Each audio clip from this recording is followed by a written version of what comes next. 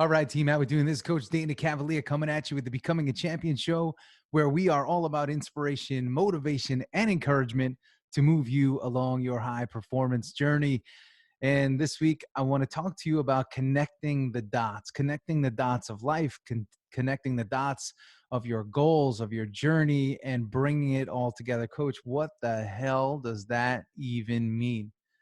Well, I want to tell you what it means. It means this: when you look back at your life from where you are right now and you think about where you are, who you're married to, who you're dating, where you live, the house you live in, the apartment you live in, the town you live in, the people that are in your life, where you work, the business that you started, you name it, right? When you look at all of that from where you are right now, I want to ask you this question.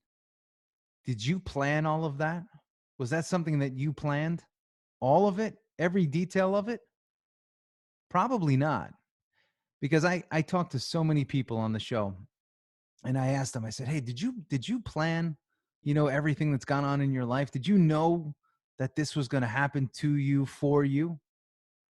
And every single one of them says no. I said, "Well, then does it make sense to set goals? Does it make sense to be so vivid or so rigid in our visions and even in how we think and the goals that we write and how we structure things? Does it really pay to do that, or does that just lead to a lot of stress and a lot of frustration and a lot of anxiety when we try to be too perfect, or we try to script out the perfect plan? Or like I say, some people say they put a 20-year plan together or they have a 10-year plan. Well, isn't that a bit limiting? Because again, if I were to ask you 10 years ago, did you plan where you are today, where you live, what you do, how you do it, the amount of money that you make? Did you plan all of this? Again, probably not. You probably had a vision that said, "Hey, this is what I would like to do for a line of work or as a profession, or this is where I've wanted to live forever." And maybe you're there, maybe you're not. Maybe something totally different happened.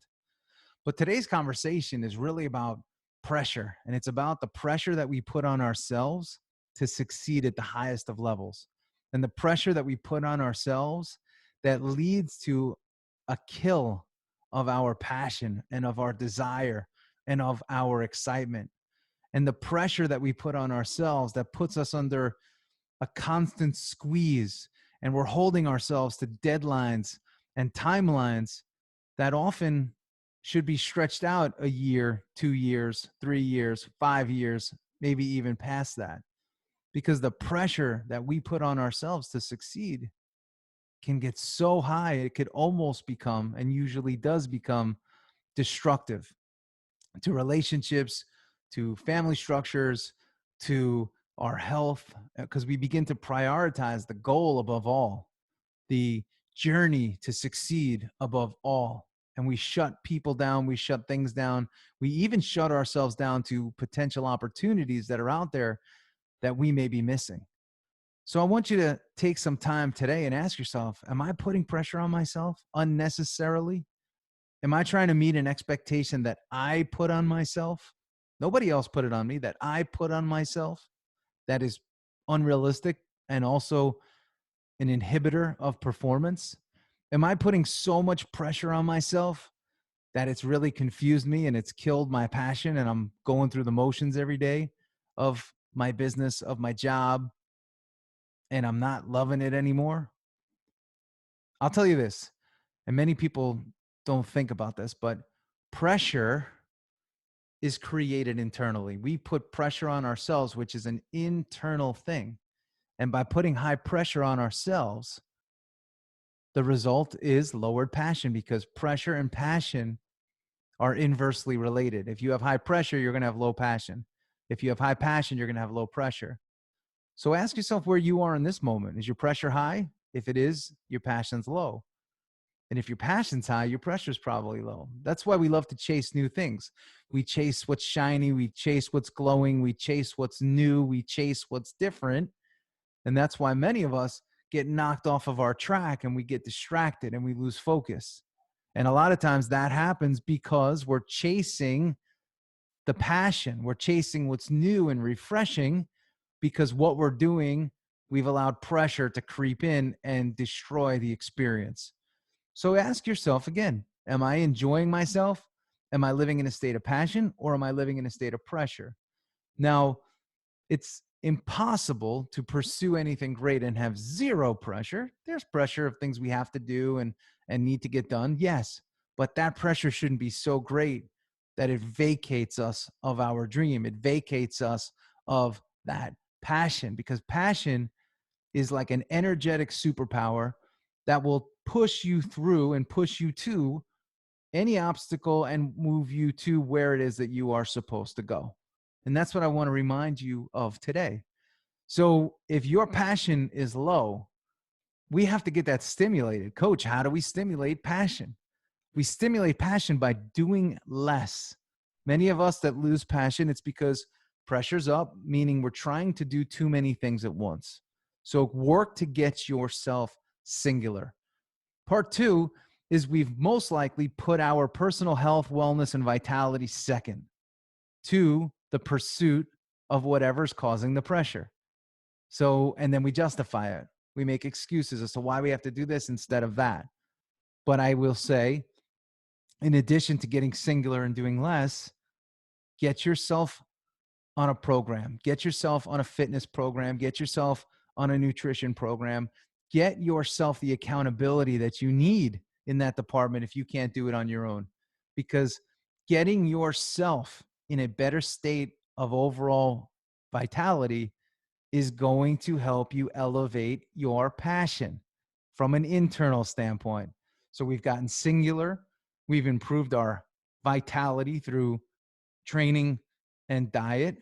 And part three is build in scheduled rest, build in times of rest and restoration.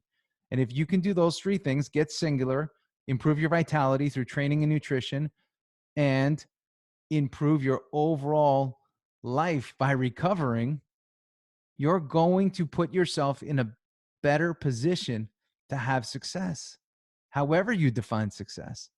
Because without staying singular, without improving your nutrition and getting on a training program, and without rest and recovery, daily, weekly, monthly, and annually, you're going to reach a state of burnout and fatigue, which is directly related to pressure, which will hijack the amount of passion that you have in your life. And for many people, they haven't had passion in their life for years.